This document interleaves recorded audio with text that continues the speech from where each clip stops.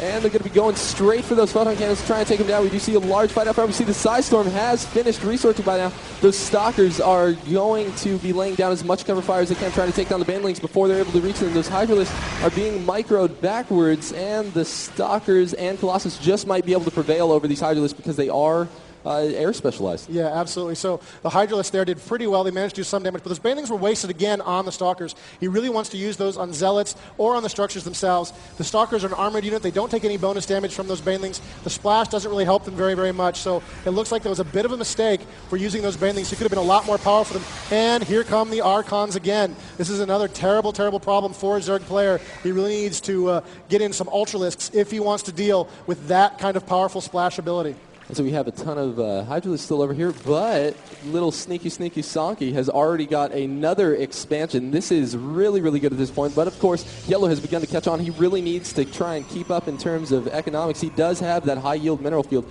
just about to become his. Yeah, and you can see here we've got some lurkers in play. We've got an Overseer. We've got a pretty large Zerg force, but the Protoss have come knocking. They're moving in the front door, and you can see that right now the Protoss player has just a little bit of an advantage in combat units, not much of one. This is a pretty even fight. Not here, of course, but if the Zerg choose to move back and protect themselves, this could be bad for both players. Let's see what happens. Here come the Banelings storming in, wasting themselves, and the Lurkers have gone down. There's no detection in the area right now for the Protoss, and he's just lost a Colossus to those Lurkers. They do terrible, terrible damage against armored forces right now.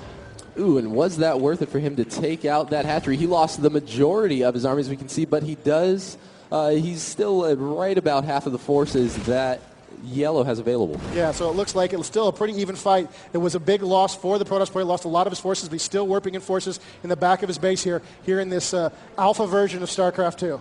Ooh, and if Sanki is able to find this high-yield expansion, it is going to be in big trouble because it does only have 2 cannons defending it. All of these Lurkers and these Hydralisks are going to be able to take it out no problem. We're going to likely see the Hydralisk try to be some sort of meat shield. No, he's just going to be getting real bold and getting those Lurkers out there. Wow, one volley from the Lurker spines, and that first Photon Cannon goes down, as well as the second one. Whoa, and we see the Psystorm getting laid down on all of those burrowed Lurkers. Does he have enough energy for a second? Yes, he does, and we're going to see that Lurker almost go down. It escapes with 31 HP. Wow, what a great move. What a great use of Psystorm. Of course, he really couldn't see those things very well. You couldn't see them hidden underground, but you don't need to see them to hit them with Psystorm. What a great move, and he's managed to take out the bulk of that Zerg force. Now, Saki, seeing how effective these Banelings have been for him, is likely going to be continuing to build a bunch of them. We do see in production another 4. So total on the field, he's going to have right around 10 more of them. That could be a potential 1,000 damage to any structures that he targets. Yeah, this could be really, really destructive. We really need to see the Protoss player get some more detection in play, or he's going to have to, of course, continue doing what he's been doing, which is making great use of Psystorm to counter this Lurker threat. And here come a lot of Stalkers and a bunch of High Templars as well. Now, the Stalker is, of course, a great unit, but it takes a ton of bonus damage from those Lurkers. It's not the ideal unit in that situation. Looks like we had a little bit of slowdown going on here. I don't know what's going on, but here come the Zerg moving in on this Protoss expansion once again.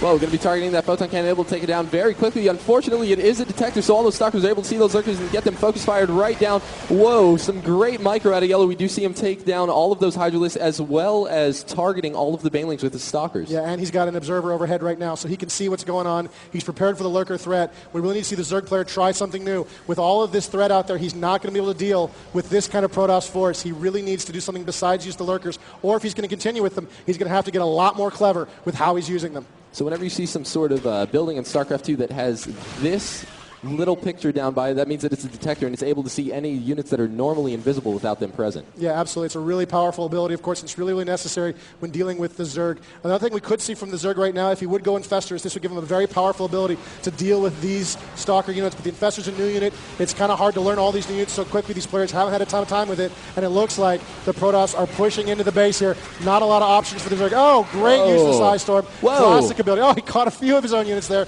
Not too bad, but a little bit of damage. And still, the Protoss are in control here. They're moving into the Zerg base, and they're tearing apart this very important expansion. Ooh, he took just about all of his shields out with that, but fortunately enough in StarCraft 2, when your units go without being attacked for a certain amount of time, they then regenerate their shields very, very quickly. So because Sanki is not laying down a continued barrage of damage on these Protoss forces, we do see that all of their shields are now just about back at full. And there's the tail right now. There you can see the Protoss have a real advantage in their economy and in their army size. They've got 4,475 minerals to roughly 4,000 for the Zerg. The Zerg are in a lot of trouble here. They're being pressured on multiple fronts. Their main expansion is under attack, or their big expansion is under attack, and it looks like the Protoss are just doing whatever they want right in the middle of the battlefield. And he's just trying to take those distractors down right now. What he should be doing with all these Stalkers is moving up into the main base, and I think that he heard me because here we have a few Stalkers getting moved up there. We do only have 3 Lurkers in play to defend them, and those observers combined with those Stalkers are absolutely going to be able to destroy them because they won't be invisible. Yeah, what a massive force of Stalkers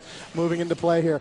Oh my goodness, that's just a terrible threat for the Protoss player. He's taken a few free hits here. He must be looking at something else right now. Must be distracted by some other part of the battlefield, trying to manage all of these units everywhere, all the stuff that's going on. There's just a lot happening all over the place. Even now as we're watching this, you can see there's other dots moving around on the map, and there's a little warp in action for you. There's how you can use warp in, and hey, look, here's some Immortals moving into play. These things are hit extremely hard. They take reduced damage, and you do anything more than 10 points of damage to them, you take, it reduces that damage with that powerful shield, and you can see he's just bouncing a lot of attacks from those Lurkers. And now that Observer just went down. It looked like it wandered just a little too far into the Zerg player's base. The Overlords now evolve into Overseers in order to have detection. A couple other functions that they have is the ability to spawn a Changeling, which drops on the ground and then morphs into what looks like an enemy player, so it enables a free scout to be in that Zerg base. Yeah, you can hide out with your Changeling, and maybe the other player won't notice it. You can keep it in play. You can really see what's going on inside the Zerg base. It looks like the Zerg player in this case is primarily using these units to really see what's going on. He's just using them as detectors, but they really are capable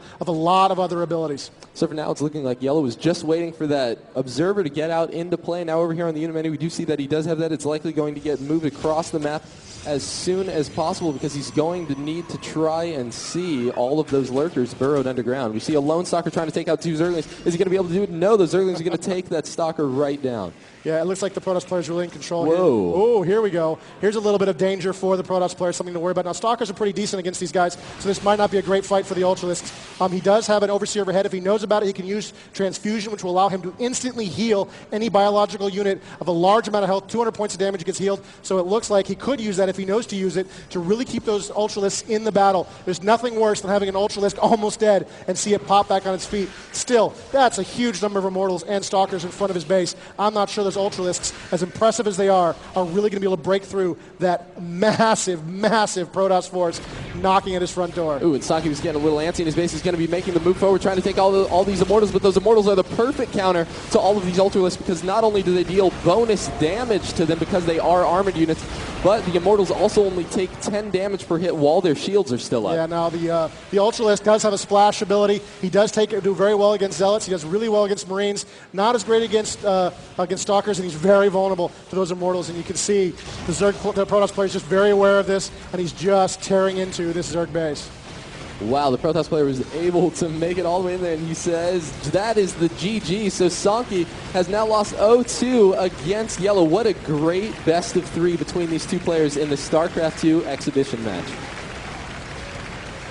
Yeah, you can see both players trying very hard using some of the new units and abilities. We saw some great micro with that blink. We saw a lot of great action here. Both players still obviously learning the game. We still got this pre-alpha version of StarCraft 2 where we're still working on the game and still developing all the technology and all the gameplay that goes into it.